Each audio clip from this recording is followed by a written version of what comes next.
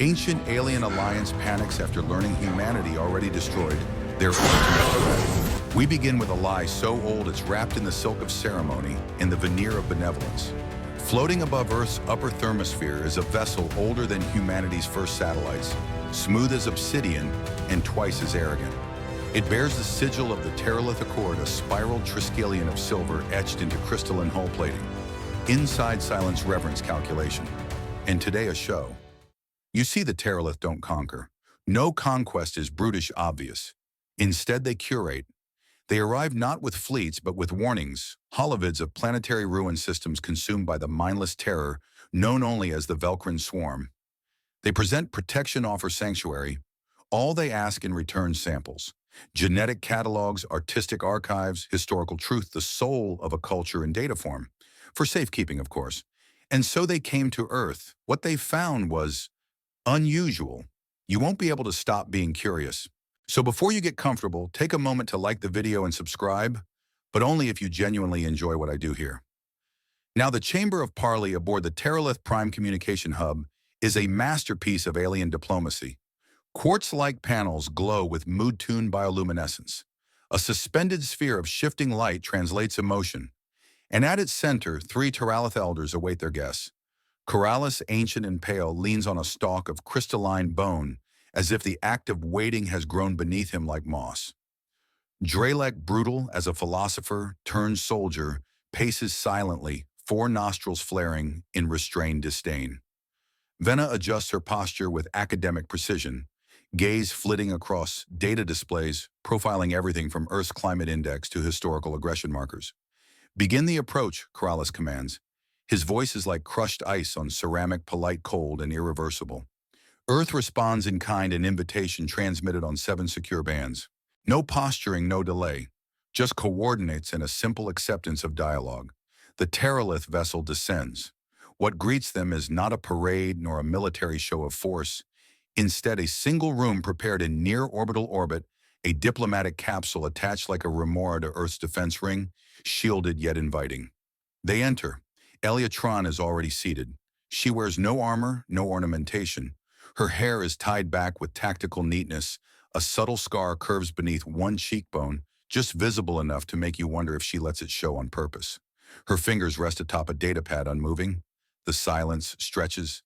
Then Elia speaks. "Thank you for coming. We know this visit marks your standard protocol. You'll find Earth is slightly ahead of schedule."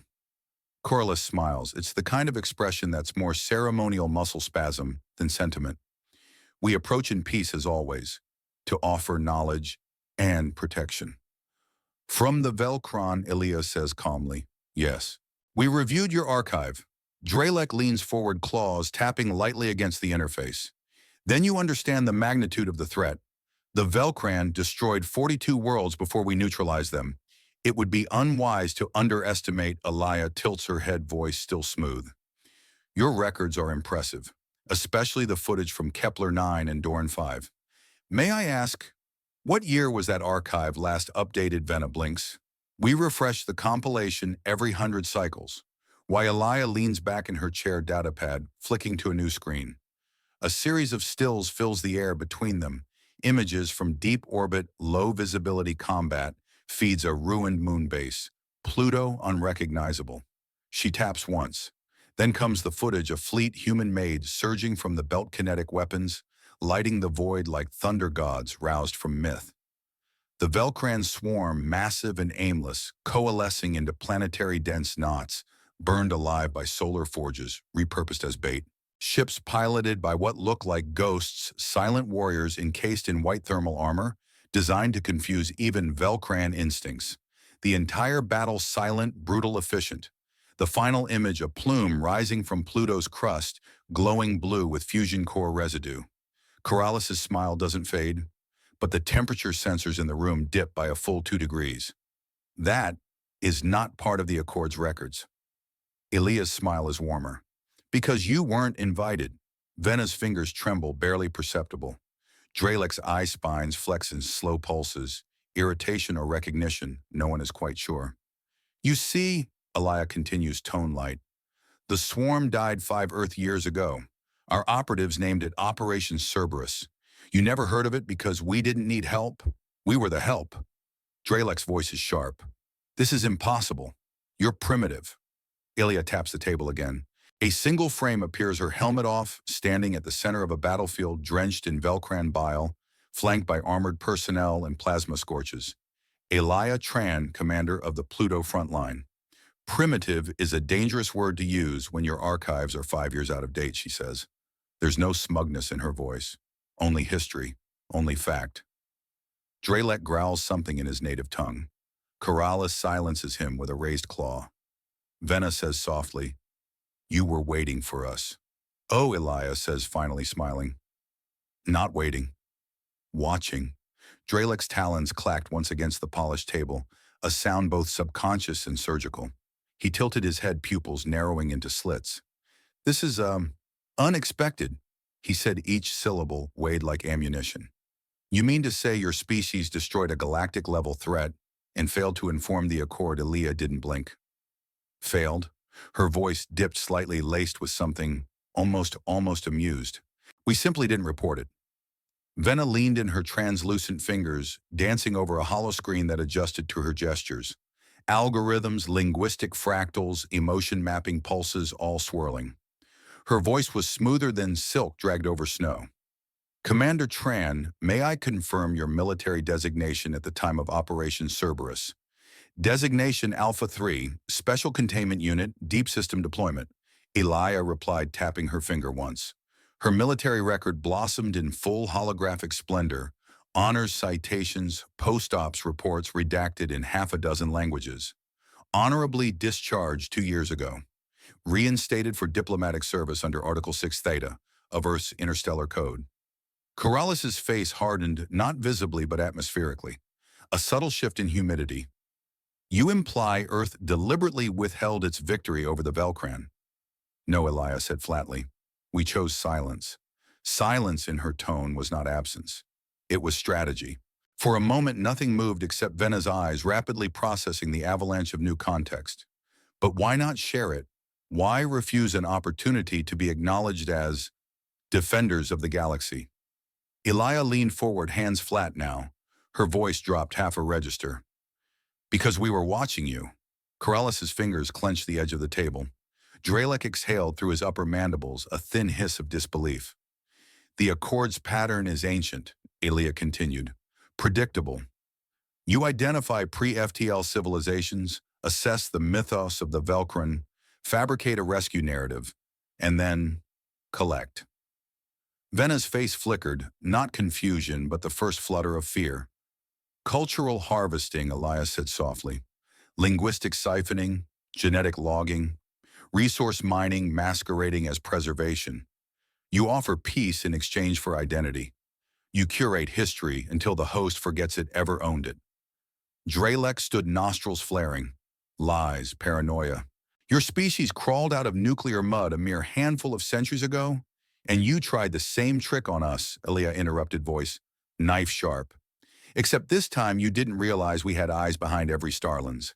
Embedded observers disguised as your own archivists. Did you know one of your linguistic apprentices, Fiendal, was born in San Francisco?" Venna choked on her own breath. Corrales went still. Elia lifted her datapad. "This entire conversation is being recorded. Biometric syncing confirms its authenticity. In 36 hours, if we do not receive an acceptable reparations treaty, this footage will be transmitted to the Galactic Council." She leaned back again, smiled softly. "And you will be asked to explain your 300-year campaign of cultural theft." Dralek barked a guttural command, but before any of his guards could respond, another figure entered the room. Tall, stern, silent. Admiral Carter. His entrance carried no sound, only a chill, like opening a door to vacuum. Dressed in matte black command armor, he didn't speak. Didn't need to. Dralek froze mid-command. Corrales' claws retreated under the table. Venna looked at Carter and then slowly turned off her defensive posture protocols. Elia gestured toward Carter. "This is Admiral Carter. He's not here to speak. Just observe." Dralek, to his credit, recovered fast. "You presume to intimidate us." Elia's smile faded. "No. We presume to negotiate. But intimidation was never off the table. Corrales closed his eyes slowly, the weight of centuries catching up to his ancient shoulders. You've been preparing for this encounter longer than we calculated. Funny how a death world builds long-term thinkers, Elia said. Vena's voice came at last, soft as static. You said reparations. What form specifically? Elia stood. In 12 hours, we will submit a formal proposal. You will surrender all collected human data unredacted. You will return cultural assets stolen from Earth or her colonies. You will grant complete access to your central archives for independent verification. And finally, she looked directly at Corrales. You will cede the Teralith Accord's authority to the Galactic Council, effective immediately. Corrales' face didn't twitch, but his claws punctured the underside of the table. Admiral Carter raised an eyebrow just slightly, and somewhere in the control center of the human diplomatic capsule, the air filtration adjusted for tension. Elia gave them one last glance. We're not here to be protected. She walked out without another word. Carter followed. Vena sat unmoving, her luminescent fingers dimming against the table's edge. Across from her, Dralek fumed with barely suppressed energy claws, flexing rhythmically. Corrales remained silent, the heavy mantle of ancient arrogance sagging visibly on his shoulders. The hologram in the center still hovered, an image frozen mid-frame, depicting the Battle of Pluto from Earth's own archives. Even with the sound muted, the violence was palpable. It wasn't just the destruction of the Velkran that unsettled them, it was the efficiency. The brutality wasn't wild, it was curated. Corrales spoke at last, his voice barely above a whisper. Why didn't we see it all this time? You were too busy watching for fear. Vena said absently to notice resilience. Dralek slammed a clawed fist against the table, making the lights above stutter. This is a bluff. A masterstroke of showmanship parlor tricks dressed up as military success. We cannot simply submit because one human brought old footage and a threat. Vena looked at him, her eyes sharper than they had been in decades. It's not the footage, Dralek. It's the lack of fear. They had shown the humans their most terrifying reels, the ancient recordings of the Velkran Swarm overrunning entire systems. Those files had triggered tears, gasps, even nervous breakdowns in younger species. That footage defined the Accord's leverage, and Elia had watched it all like she was evaluating weather patterns. Vena stood. Her movements were deliberate, ceremonial. She turned her interface toward the central hub and began compiling a request to access restricted Level 3 Accord archives. What are you doing? Dralek snapped. I'm reviewing our classified records of the Velkran and cross-referencing them with anomalies detected during the Pluto anomaly window. Corrales' eye stalks adjusted slightly. That's been sealed for over 100 cycles. Even our internal review teams are denied access. And perhaps that's why we're here, Vena muttered. A beat passed. Then came a subtle chime. The archive unlocked not easily, but it yielded to her credentials as chief analyst. What followed was a parade of errors, redactions, censor blind spots, and most damning of all, a fragmentary transmission human code buried in the core data of a supposedly isolated battle time-stamped exactly 5 years ago. Here, Vena whispered, broadcasting the fragment to the room. Dralek stared at the scrolling code with growing disbelief. That's a command layer insertion. That's ours, our data structure, but twisted. Corrales didn't need the full translation. He recognized enough. The transmission was a looped command seeded into Teralith drones, and it contained a signature, one that matched Eliatron's old division. They hadn't just destroyed the Velkran. They had co-opted Teralith drones to mislead post-battle cleanup crews. An entire data trail built not only to erase the evidence of humanity's involvement, but to study the Teralith's response time, protocol integrity, and blind spots. By the void, Corrales muttered, sinking deeper into his chair. They used us as a test bed. Vena's voice was flat. They war-gamed us. For Dralek, the revelation was worse than defeat, it was exposure.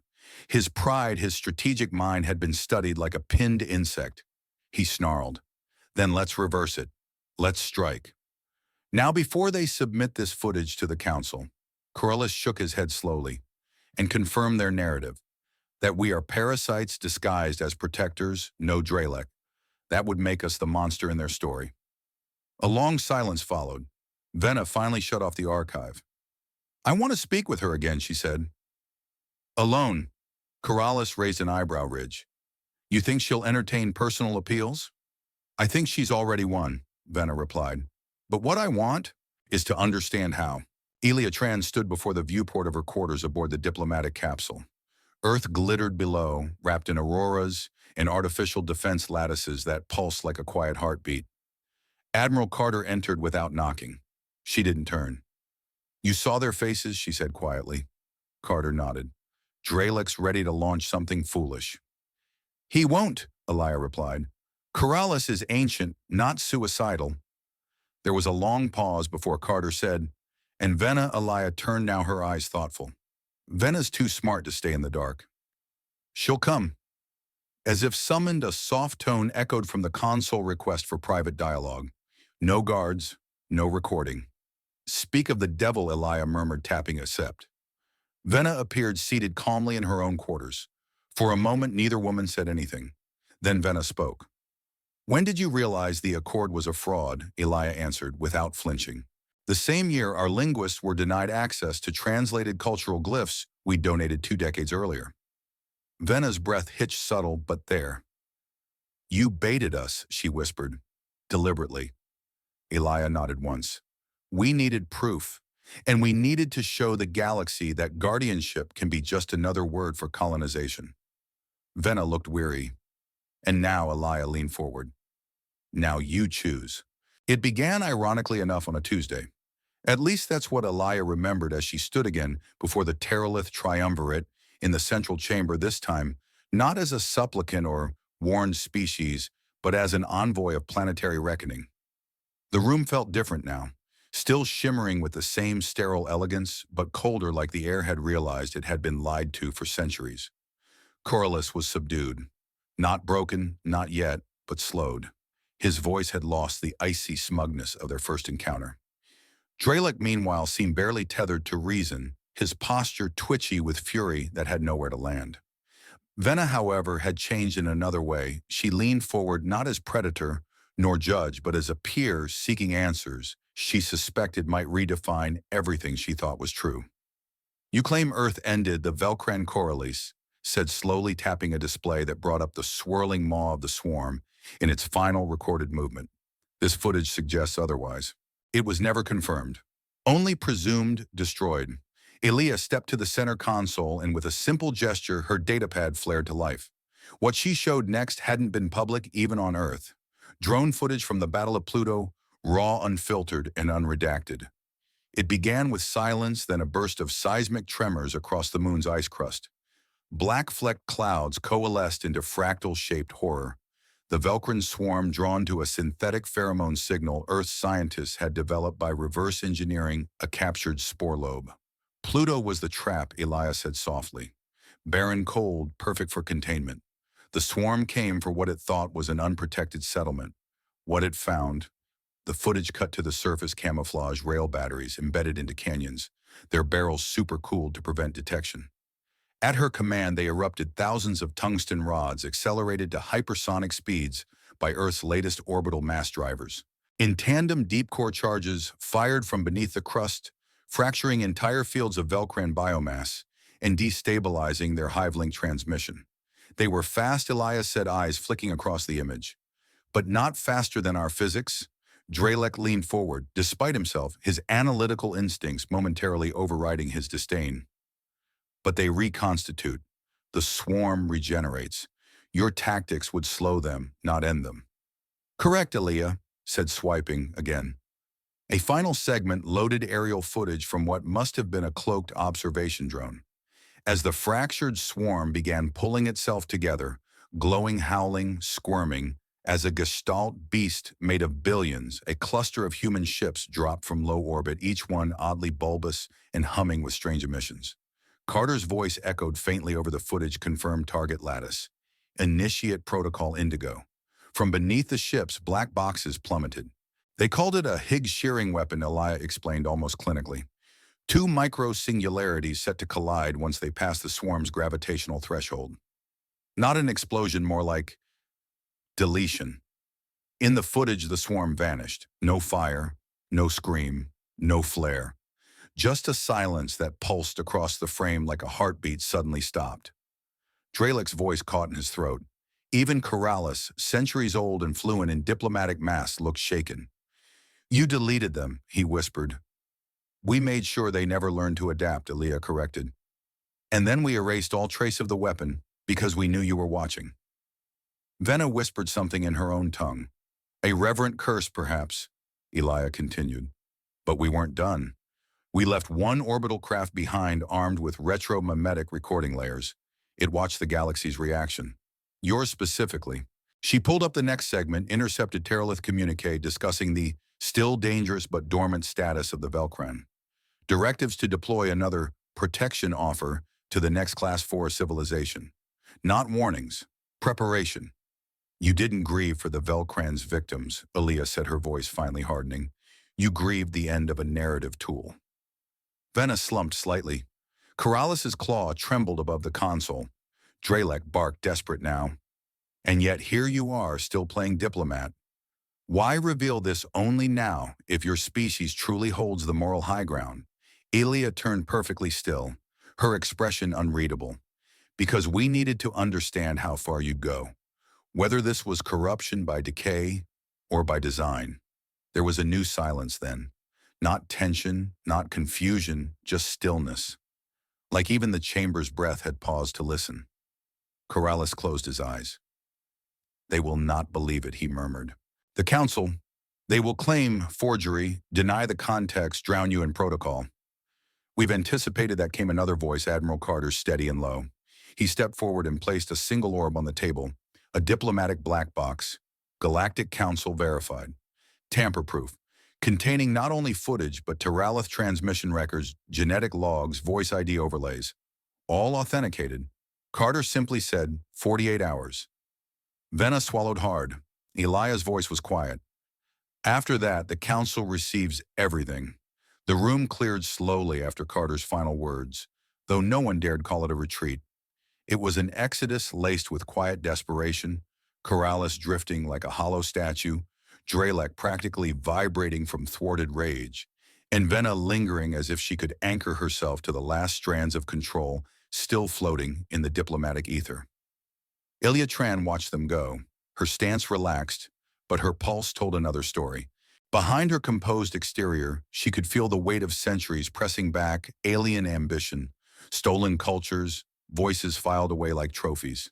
The Teralith Accord wasn't just a diplomatic apparatus. It was a parasite wearing a historian's cloak. She stood alone now, Carter returning silently to Earth's control center aboard the station. She preferred it this way. The next move wouldn't be military, it would be personal. Inside a lower archive chamber of the Teralith ship, long after most lights dimmed to their bionite setting, Venna sat alone with a cup of crystalline vapor that barely qualified as sustenance. She hadn't slept. Teralith didn't dream, not like humans, but she felt as though her thoughts had become narrative. She pulled up a sequence of recordings. Earth over the last 200 years. Art, language, comedy shows. One in particular caught her attention. Bob Ross, The Joy of Painting. She couldn't explain why, but the human's soft cadence drew her in. The man spoke with brushes the way other species declared war. She studied the humans not because she feared them now, but because she was beginning to believe them.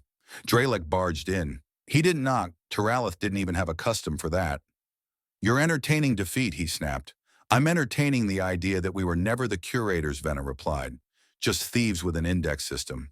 You're siding with them. They're not what we thought." Venna turned the screen toward him. The footage from Pluto played again, but this time accompanied by planetary broadcasts Earth had aired for themselves. Not propaganda, not self-glorification. Grief, memorials, names of the fallen. "They mourned their victory," Venna whispered. "Not celebrated it. There's no empire in that kind of sorrow." Dralek's jaw twitched, mandibles clenching. "Empires don't need sorrow. They need control. You're stuck in an age that ended before they were born," Venna said sharply. "They built defenses around grief. We built excuses around conquest." "You don't know them," he hissed. "I'm starting to." She stared him down until he stormed out, no dramatic exit, just the sound of his boots faster than usual. And behind her, Bob Ross continued painting a happy little tree. Corliss stared into a memory crystal on the bridge. The past shimmered inside his first appointment as a court elder centuries ago, when his voice was considered as stable as stars. Back then, he truly believed in preservation, in protection. But over time, one species blurred into the next, each one cataloged, shelved, and repurposed. Had they ever saved anyone, or had the Velkran in their horror merely been an opportunity? His calm terminal blinked. Vena, he accepted. They've set the deadline, she said. And they mean it. He said nothing. They don't want conquest, Corrales. They want truth. And if we refuse, Vena hesitated, then we will become a case study, a lesson, a warning, like the Velkran once were. Corrales nodded slowly. Then perhaps it's time to be remembered honestly. Vena blinked, once her throat tightening at the unexpected weight in his voice. I'm authorizing access, he said. Level Omega. Full disclosure. Let them see it all. Vena's eyes widened. The Accord vaults. Corrales' voice cracked like thin glass. Everything.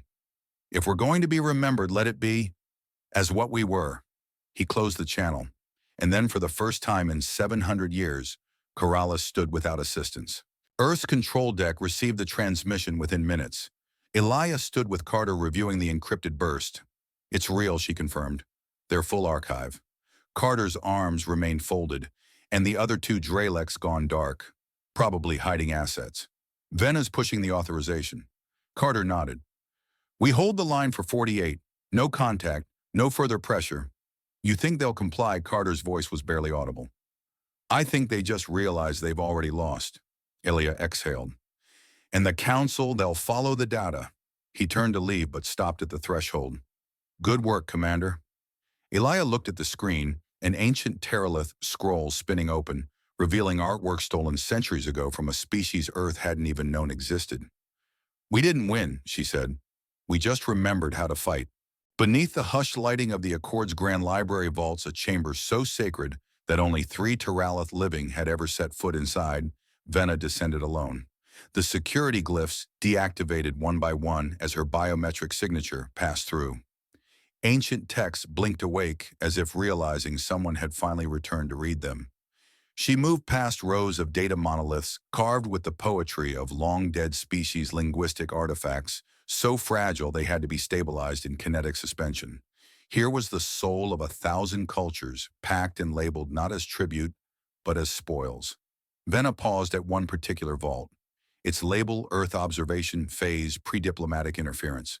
Inside were the earliest logs from human surveillance, some dating back to before the Apollo missions, images of grainy television broadcasts, radio spectrograms, analysis of Shakespearean meter, bloodline tracking.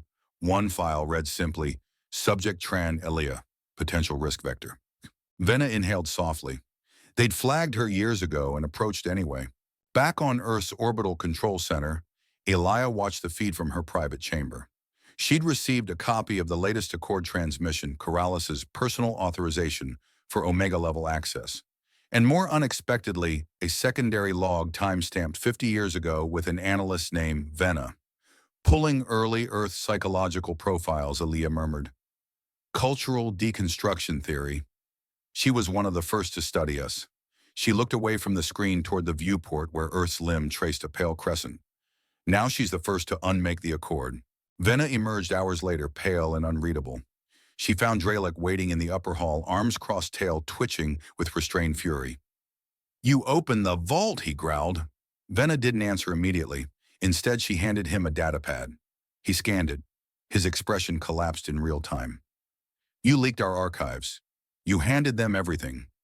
No, she said evenly. I gave us a chance to survive with dignity. Dralek crushed the pad against the wall where it sparked and died. They'll dissect us, Vena. They'll parade our history as cautionary myth. Vena's voice stayed calm. Would that be worse than us pretending it never happened? Dralek hissed, claws scratching at his arms in frustration. You naive fool. You think the humans will simply catalog us? No. They will become what we were. They will absorb us. And no one will ever know who the Teralith once were. Vena stepped forward, unblinking. Then let the record show we chose the truth. Dralick's mouth curled. And what did they offer you in exchange? Nothing, she replied. That more than anything made Dralick falter. Eliatran stepped into the central Accord chamber at the scheduled hour. This time there was no parade of holograms, no rehearsed threat displays, no swelling orchestral cues designed to inspire reverence. Just a single console and a chair opposite hers. Venna sat down. I've unlocked the archive, Venna said. Elia nodded once. We received it. Venna hesitated. I wanted to ask you something. Elia tilted her head. Go ahead. Venna looked up. Her voice had lost all pretense of control. Do you think we started with good intentions? Elia was quiet for a moment. Maybe. Maybe your ancestors truly feared the swarm. Maybe they believed in protection. But intent doesn't matter as much as the trail left behind. Venna nodded slowly. I reviewed the Earth file. All of it, including the early behavioral studies I compiled on you. I saw them, Elia replied. Venna winced. You were profiled as a high-stability deviant. I believed you'd be a useful case study, someone easy to deconstruct. And instead, Elia said softly, I was the one who deconstructed you. Venna gave a weak laugh. Humans are terrifying, you know. Elia smirked. That's the idea. At the edge of the solar system beyond Neptune's orbit, a small probe drifted, still transmitting. It wasn't human. It bore the signature of a once dominant power now unraveling. And its last transmission wasn't a threat. It was a message translated into every known galactic language. We were wrong. They do not need guardians. They are the guardians now. The Teralith Accord had been built upon a singular idea that preservation required authority. Over centuries, this idea became dogma, and from dogma came decay. But it hadn't started that way. Before the archive sealing, before the conquest by curation, before the first data core was etched with the cultural essence of a dying species, there had been fear, real fear. His name was Ilvin, junior archivist, 72nd cycle linguistic apprentice. He remembered the early days, the ones before the Teralith rebranded themselves as protectors. Back when they were merely watchers, still innocent in their data gathering. Before the Velkran Swarm taught them what true chaos looked like. Ilvin had been stationed at the edge of a pre-FTL system, the Rovaline cluster. A small, bright-eyed species had just developed orbital flight. Their language was melodic, their cities buoyant. Literally, they floated on oceans of hydrogen-rich foam. And then the swarm came. Ilvin barely escaped. The destruction was total. No remains, no samples, not even a planetary signature. It unmade his curiosity, replaced it with terror, and from that terror a directive emerged: never again. So they began cataloging everything, not out of malice but desperation. Every culture, every dialect, every gene line that might someday be lost. But over time the fear faded and was replaced by hunger. The vaults grew full. The council began allocating cultural quotas. The term preservation started appearing on requisition forms alongside strategic extraction. Ilvin filed them all, and one day he caught himself smiling, genuinely smiling as an extraction team returned with the last known artifact from the Selithari temples, a sarcophagus made of petrified wind encoded with the dying thoughts of its creator. Ilvin didn't feel shame, not then, only accomplishment. Years later, after he retired to the backwater moon of Jerokai, a transmission reached him, human in origin, broadcast on every open frequency. He watched transfixed, a human diplomat, female, calm, describing the extermination of the Velkran. Ilvin felt something in his chest he hadn't in decades. Not fear, not awe, relief. Because at last someone had said what he never dared whisper, that the Accord had become the very thing it feared. That someone had survived the darkness and come out sharper, faster, more relentless than even the swarm. He poured himself a glass of fermented lichen and raised it toward the stars. To Earth, he whispered, and with a cracked voice added, we deserve this. Back aboard the Teralith Prime Hub, Venna stared at the old archivist's logs, now declassified thanks to Corralis's sweeping Omega-level release. She watched Ilvin's testimony twice. On the third time, she cried. It was the first time in over 100 years she had allowed herself to feel grief for something other than failure. And she realized something else. Ilvin hadn't just been afraid of the swarm. He was afraid they'd become it. Elia, reviewing the same file in her quarters, turned to Admiral Carter. This was their origin story, she said. Carter nodded. A tragedy hiding inside a noble lie. They weren't evil. No, Carter said. Just unsupervised. Elia leaned back, looking at the ceiling. You think we're immune to that? Carter said nothing for a long time. Then only if we remember this moment. Every generation, every system. He stood and walked toward the exit, pausing at the door. And only if someone keeps watching the watchers. Ilvin passed away 3 days after transmitting his confession. Alone, but not forgotten. In the new Interstellar Museum, Earth would one day build from the remains of the Accord's archive. His image would sit in the entry hall. The plaque beneath would read, Ilvin of Teralith, the first to remember what the swarm took. Dralek was unraveling. He paced like a caged predator in the auxiliary war chamber, a room never meant for true strategy anymore, more of a ceremonial relic echoing battles fought when the Accord still engaged with war openly. But tonight the old instincts returned. His reflection in the obsidian-tiled floor stared back at him, taller than most Teralith muscular bred, for enforcement before enforcement became obsolete. He'd earned his place not with scholarship, but with intimidation. And now the humans had reduced him to irrelevance with a recording. Eliatron. That name echoed in his skull like a blood ritual chant. He couldn't stop seeing her standing there calm as a stasis field, as if she knew him better than he knew himself. She's bluffing, he whispered. But even as the words left his mouth, doubt curled in. Not fear, never fear, but uncertainty. And uncertainty was treasonous to a mind like his. So Dralek decided action.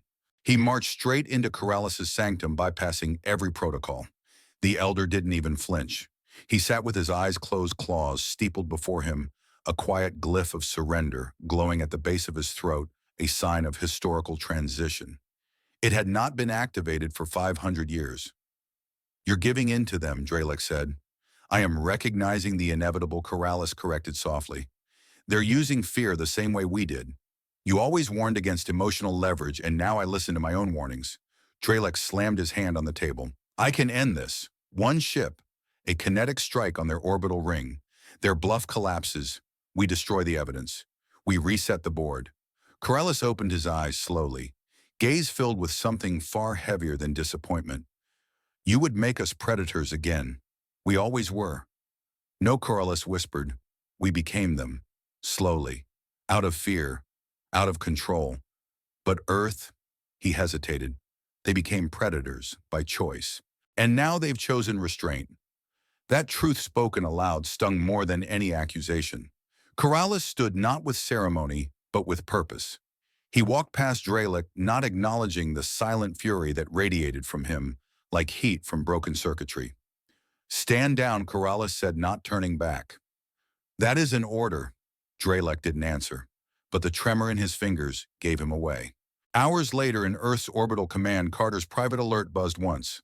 A Teralith battleship had repositioned. Slightly. Not enough to trigger alarm, but enough to suggest it was aiming something. Carter reviewed the telemetry. Dralek, he said, expression unreadable. Elia stood behind him. You want to preempt? No, Carter said. He opened a private channel. Tight beam. Direct. To Dralek. The screen activated without ceremony. Dralek's face filled it, twisted in fury and purpose. What now? He spat. Carter didn't blink. You won't do it, Dralek scoffed. You think I'm afraid? Carter leaned in slightly. No, I think you want to die. That's different. That made Dralek pause. Carter's voice was like polished stone. You strike us, we retaliate. Not with force, with disclosure. The Galactic Council gets everything, not just about the Accord, about you, your decisions, your unauthorized extraction orders, your failed operations. Dralek's throat tightened. Carter let that hang, then added softly, you will become a case study in failure. A footnote. Your legacy won't be erased, it will be taught. Dralek closed the channel. Carter returned to monitoring without a word. Beside him, Elias smiled faintly. You're getting better at threats. I learned from the best, Carter said, not looking up. Back aboard the Accord vessel, Dralic powered down the targeting array. Alone. The glow of the retracted weapons system cast a fading shadow behind him. His shoulders sagged, and though he would never admit it even to himself, for the first time he felt old. The room darkened, not by intent, but as if in sympathy with the mood. On Earth's orbital ring, in the command observatory, wrapped in alloy glass and drifting above a sleeping Pacific, Elia Tran prepared the next move. It was time to show the galaxy what they'd found. She tapped the console, initiating what her team had termed the reverse revelation, a controlled information drop, 37 segments of data curated over the past 3 years, each proving the Teralith Accord's systemic manipulation of emerging civilizations. Some would call it revenge. Ilya called it insurance. One by one, the segments lit up the holoprojector. Segment 1. The Dust Rites of Kasham. Elia's voice narrated over footage extracted from Accord archives, original Kasham rituals, once vibrant reenacted post-Accord under clinical observation. The original version included firewalks, rhythmic chants, and a symbolic burial of generational tools. The Accord's copy was a digital reconstruction, scripted for ease of understanding, devoid of passion, stripped of meaning. Cultural euthanasia, Ilya said flatly. Segment 11, genetic compression in the Ilyari lineage. Vena's voice, included with her permission, detailed the Accord's extraction of rare bloodline traits under the guise of mutation correction. The visual showed medical tanks storing chromatic helix strands, gene art, some called it, now lost from the Ilyari people forever. We called it preservation, Vena's voice admitted, but in truth it was sterilization. Segment 19, the telling of Dorokan. A sacred myth told by wind speech across dunes transformed into a dry data scroll with embedded trigger glyphs designed to dissuade rediscovery. An entire story, rewritten by people who never understood its meaning. Segment 31, Earth. Here the screen split. On the left, official Teralith files, misinformed, outdated, sanitized versions of Earth's history. Humanity is portrayed as unstable, violent, genetically wasteful. On the right, unfiltered footage. Earth's Planetary Council votes, refugee integration, restoration projects, scientific outreach. The difference was night and silence, a lie and a reckoning. As the segments played across Earth's diplomatic relay stations, observers took notes. Not all were human, not all were allies, but all watched, and all saw the same thing: a mirror held to a civilization that had been claiming to hold one to everyone else. Admiral Carter stood in the back of the observatory as the final segment concluded. Elia joined him. They've seen it now, she said. The whole galaxy. They won't believe all of it. They'll believe enough. Carter nodded. What's next? We wait. Then we propose the terms. Aboard the Accord vessel, silence ruled the chamber where Corrales watched the same footage, fed directly through an untraceable link provided by Vena herself. No commentary, just visuals. The betrayal wasn't in what was said. It was what was true. Corrales stared longest at segment 11, the Ilyari file. He remembered authorizing that one. The rationale was protection from degenerative flaws. He now saw the flaw wasn't genetic. It was ethical. Summon Vena, he whispered. When she arrived, he didn't waste words. Prepare to negotiate. Vena blinked. You're accepting? Corrales nodded. We've lost the war of perception. If we resist, we become what the swarm was. And if we agree, Corrales turned to her, a shadow of dignity still clinging to him, then we become relevant again. Across the galaxy, on distant diplomatic frequencies, a quiet signal began to spread. Human origin. Simple, precise, in 38 languages. The Teralith Accord will answer for its past. Humanity offers no conquest, only the right to remember. History belongs to those who keep it alive.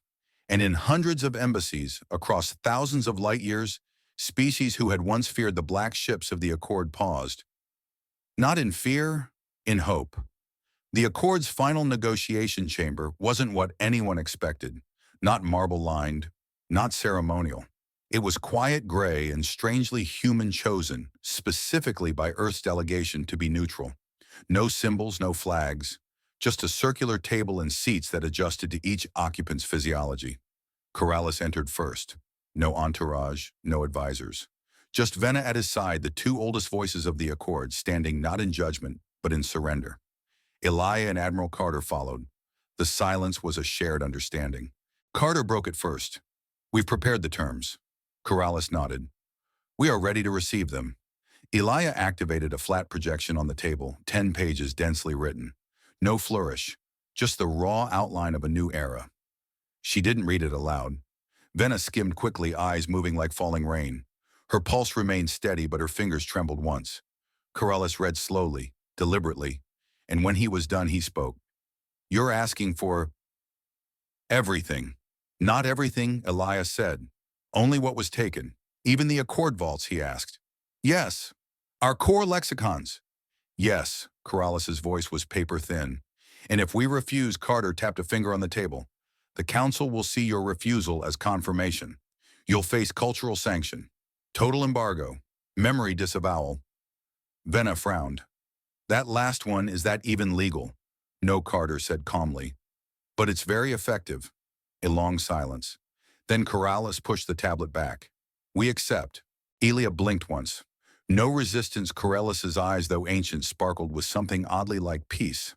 No, because in the end, I think I was waiting for this moment. A species to look back at us and say, no more. He stood. We surrender custodianship of the Accord's archives. All data, genetic logs, language trees, and cultural materials. Effective immediately, Venna added softly. And we request, if possible, that humanity doesn't destroy what we've kept.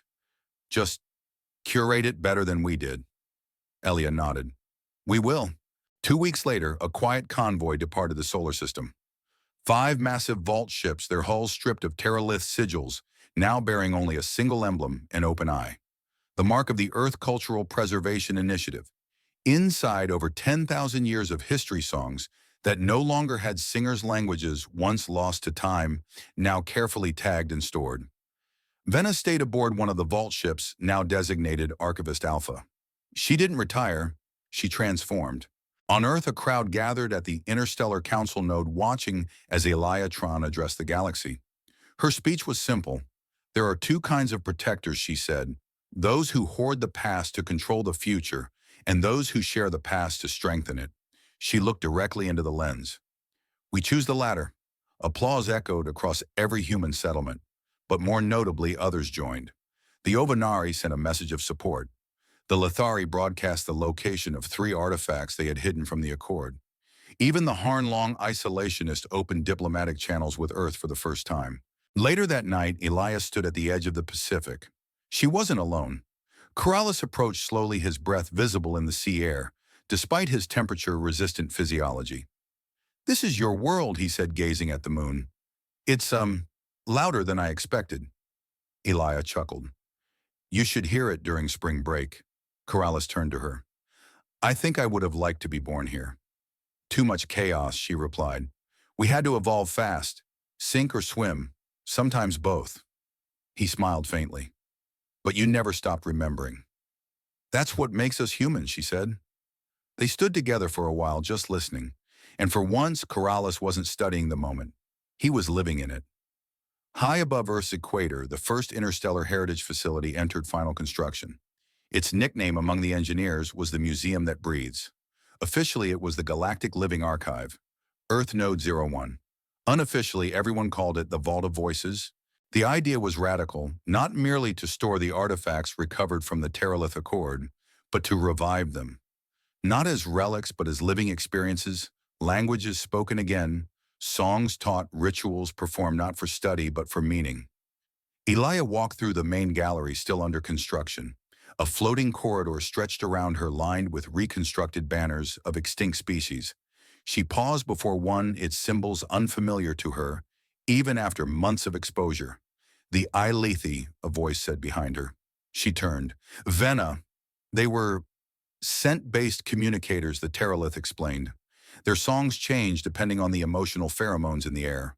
The Accord could never replicate it. Elia nodded. Then let's not try. Let's record the impossibility instead. Let the galaxy know some things are meant to feel, not just be filed. Venna walked beside her, both women, alien and human, moving in quiet synchrony. I reviewed your speech, Venna said. You could have ended us. Turned the council against us permanently. Elia shrugged. We don't believe in erasing history. Venna stopped. That's the difference between our empires, isn't it? We tried to own memory. You're trying to share it. Elia didn't answer, but she reached out and touched the panel beside the Alethi banner. A soft recording played. Not a translation, just the wind-like hum of their voice preserved in the last sample taken before extinction. Venna closed her eyes. She could smell nothing, but she imagined the sadness anyway. Meanwhile, on a desolate moon orbiting the gas giant Setharos 4, Drelek knelt inside a dim chamber. He had gone into exile. Not punishment choice. His armor lay discarded nearby pieces, repurposed as parts for satellite comms and weather beacons. His claws were dull now. He'd spent the last week rebuilding a collapsed dome that once held storm archives for a forgotten species. He wasn't alone either. Volunteers had come human and non-human alike. They didn't speak to him as a war criminal. They asked him about the rituals of old Teralith, the songs, the metallurgy techniques, how the voice plates worked. They didn't want conquest. They wanted stories. And for reasons he couldn't explain, he gave them. One night under Setharos' green sky, a child human maybe 6 years old approached him with a broken audio crystal. Can you fix it, she asked. Drelek hesitated, then nodded, and fixed it. Back on Earth, Admiral Carter entered the orbital control bay, now mostly ceremonial.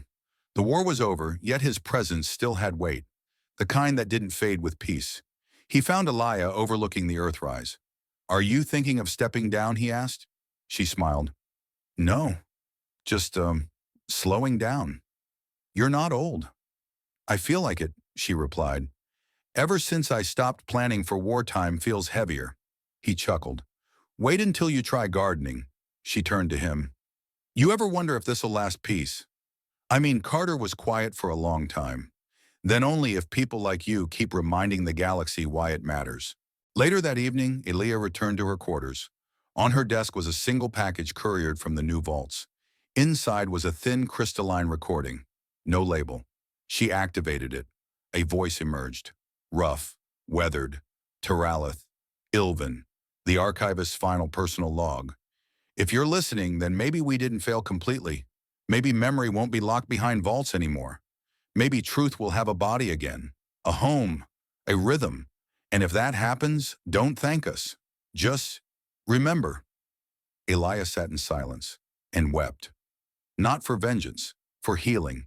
The stars above Earth no longer just shone, they spoke. New constellations were named not after ancient myths, but after rediscovered civilizations. Children in schools across the solar colonies now learned the tales of the Zenthari, whose calendar was built around the migration patterns of oceanic flame beasts. Teenagers recorded themselves reciting the mountain prayers of the Lurikthan people once thought lost to cosmic erosion. The Vault of Voices was working, but with the return of so much history came another challenge: context. And context, as Elia Tran knew too well, was where empires once slipped their poison in. She sat in a forum on Ganymede surrounded by educators, diplomats, and preservationists. A Harn scholar was speaking, one of the first of his kind to ever leave their cloistered moon. They left us with fragments, the scholar said, his voice crackling through a vocal synthesizer. The Accord stole the melodies, but not the meaning. Can humanity truly reconstruct what was never theirs? Elia didn't interrupt.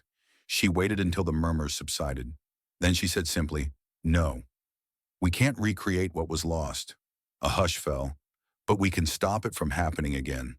And we can make sure the next time a child asks, where did we come from? The answer is complete. The room held its breath. That's not conquest, she added. That's repair. Applause rose, not thunderous, but reverent. Later, the Harn scholar approached her quietly. He offered a small cube of compressed data. This is our side of the Darokan myth, what the Accord never knew. Elia bowed her head. We'll treat it with respect. No, the scholar said. Treat it like yours. Only then will it breathe again. On the edge of Earth's lunar orbit, a monument was unveiled.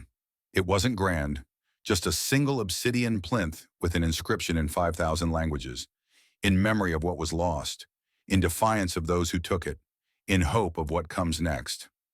One section was reserved for Teralith's script. Keralis had written it himself. He stood before it now, his body more fragile than ever, Venna steadying him from behind. You didn't have to come, Elia said, joining him.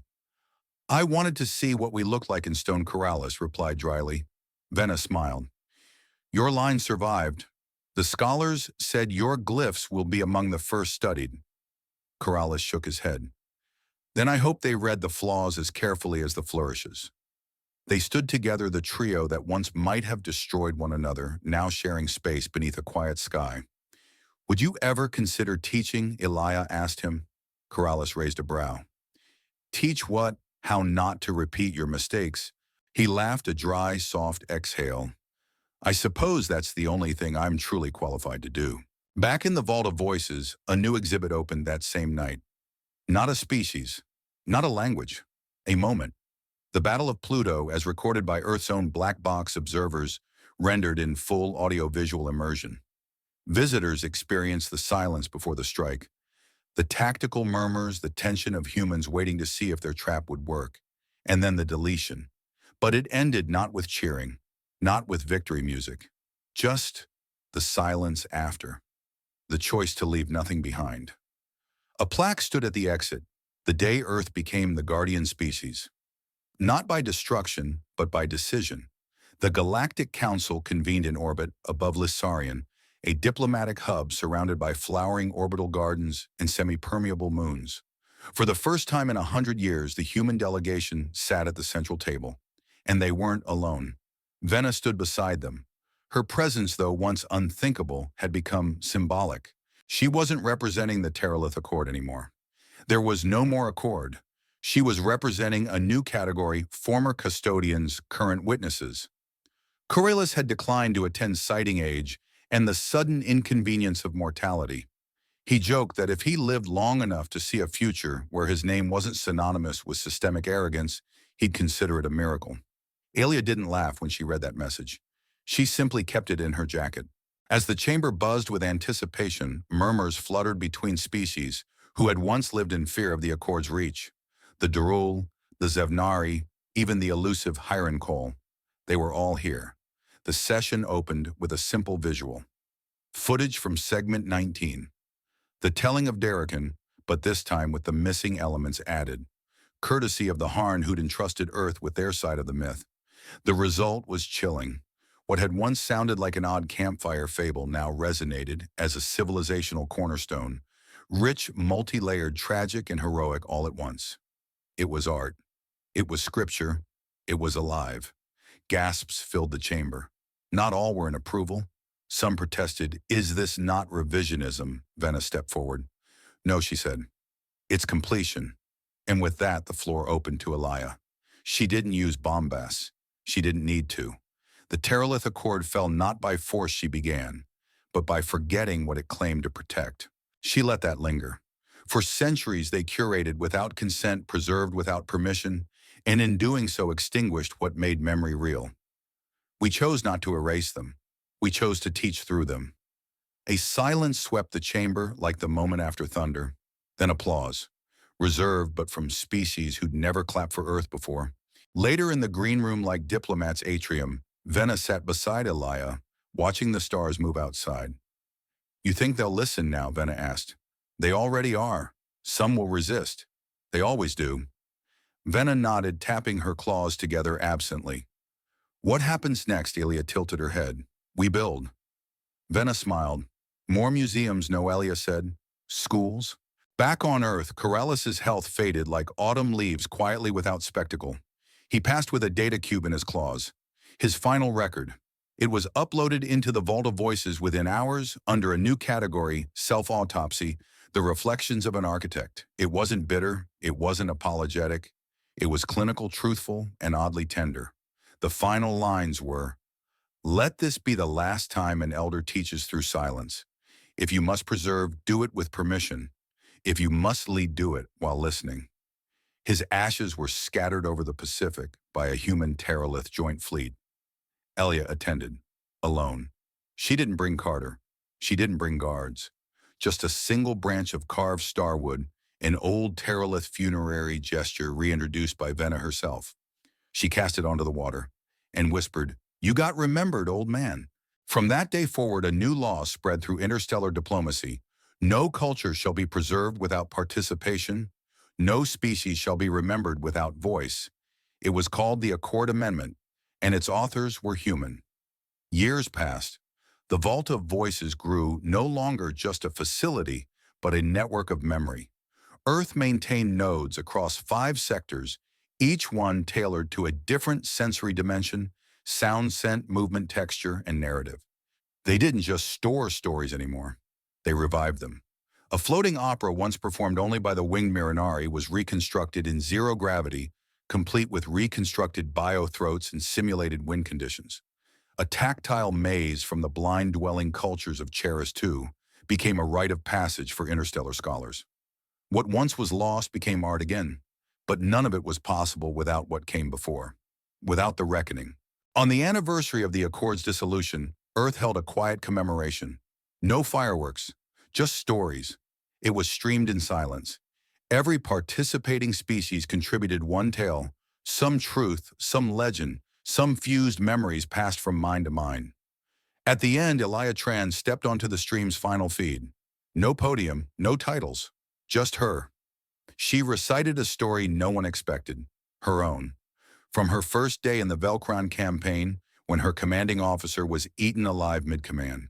How her unit fought for 11 hours in sub-zero void under nothing but a makeshift heat dome. How they buried the dead with no time to speak names. How none of it had made it into the archive. And maybe she said that's why we fight to preserve truth. Because someday someone will ask, who were they? And if we don't answer, the silence will. She didn't cry, but millions watching did. Venna watched from a side chamber in the vault. She turned to a young archivist, barely 60 years old, bright-eyed human.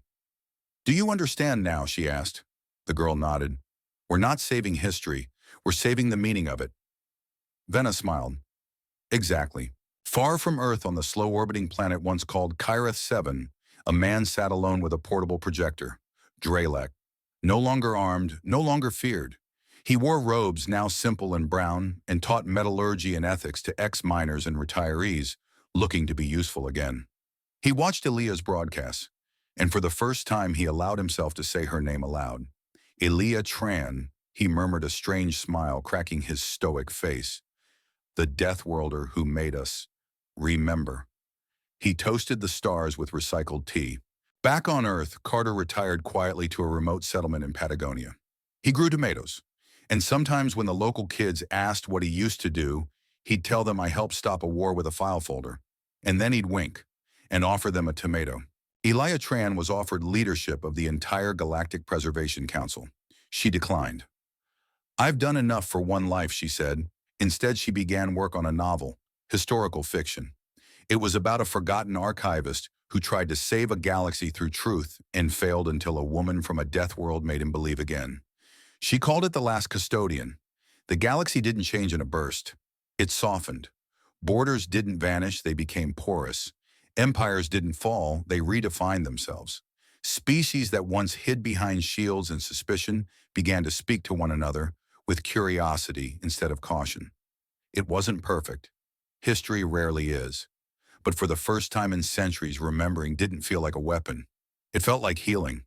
The Teralith no longer ruled from above, they walked among others. Some became teachers, others caretakers. A few disappeared into remote systems to rediscover their own traditions, buried too deep for even their own archives to find. And humanity. Humanity never claimed dominion. They claimed responsibility. The vaults grew not as monuments to power, but as living places where a song could resurrect a species and a story could teach a star system how not to repeat its errors. Elia Tran was remembered, of course. Her image was placed in hundreds of learning halls, her speeches studied, alongside those of ambassadors and visionaries. But she never asked for that. She only asked for one thing, that no one ever forgets how easy it is to rewrite the truth and how vital it is to fight for the real version, even if it's messy, complicated, or incomplete. Because history isn't just a record of what happened, it's a mirror of who we are and who we still might become.